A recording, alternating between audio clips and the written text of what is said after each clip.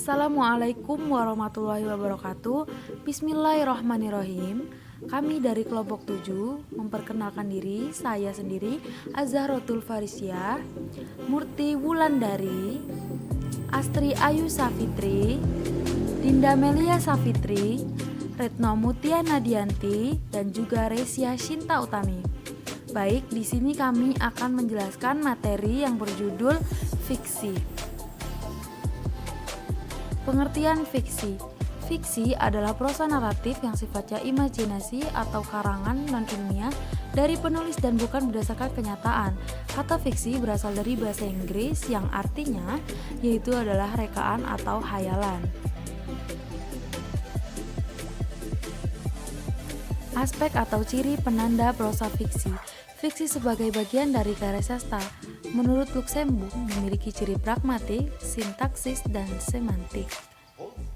Menurut Semi mengatakan bahwa karya fiksi mengandung beberapa aspek atau ciri penanda, yaitu adanya unsur cerita, situasi bahasa teks fiksi yang homogen, adanya peristiwa yang diceritakan, dan susunan peristiwa yang disusun secara kronologis. Perbedaan fiksi dan non-fiksi. Fiksi ditulis berdasarkan imajinasi pengarang dan bersifat fiktif. Fiksi dapat berbentuk cerita pendek, novel, roman, novelet, dan cerita bersambung. Fiksi dipengaruhi oleh subjektivitas pengarang. Fiksi berusaha menggugah perasaan yang membangkitkan emosi pengarang. Non-fiksi ditulis berdasarkan fakta, realitas, atau hal-hal yang benar-benar terjadi dalam kehidupan sehari-hari. Non-fiksi dapat berbentuk esai, fitur, kolom, resensi, artikel, dan opini. Non-fiksi berusaha mencapai taraf objektivitas yang tinggi, berusaha menarik dan menggugah nalar pikiran pembaca. Bentuk-bentuk fiksi. Ada cerpen, roman, dan juga novel. Jenis-jenis fiksi.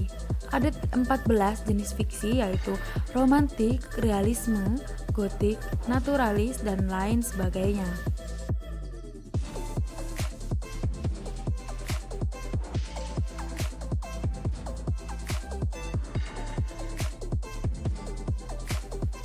Struktur teks cerita fiksi ada 6 struktur, yaitu abstrak, orientasi, komplikasi, evaluasi, resolusi, dan koda atau reorientasi.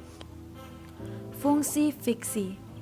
Mahardi dan Hasanuddin menyatakan bahwa fiksi berfungsi untuk 1. Menyuburkan nilai-nilai praktis dan memperkaya nilai-nilai normatif dan nilai-nilai estetis.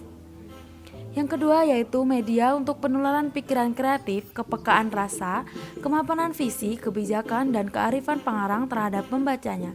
Yang ketiga yaitu fiksi pada hakikatnya merangsang pembaca untuk mengenali, menghayati, menganalisis, dan merumuskan nilai-nilai kemanusiaan. Hakikat pengajaran cerita anak. Cerita anak merupakan salah satu jenis sastra anak. Batasan tentang sastra anak antara lain dikemukakan oleh Sujiman yang menyatakan bahwa cerita anak adalah kisah nyata atau rekaan yang berbentuk prosa maupun puisi yang tujuannya memberikan informasi dan menghibur kepada pembacanya atau kepada anak tersebut. Unsur intrinsik dan ekstrinsik pada cerita fiksi. Unsur intrinsik menurut Nurgiantoro dalam bukunya Pengkajian Prosa Fiksi, unsur-unsur intrinsik ialah unsur-unsur yang membangun karya sastra itu sendiri, terdiri dari tema, alur atau plot, tokoh dan penokohan, sudut pandang, amanat, dan gaya bahasa. Yang kedua yaitu adalah unsur ekstrinsik, adalah unsur yang berada di luar teks sastra itu, tetapi secara tidak langsung mempengaruhi cerita sebuah karya sastra, namun tidak ikut menjadi bagian di dalamnya. Terima kasih. Sekian dari kelompok kami. Kami akhiri. Wassalamualaikum warahmatullahi wabarakatuh.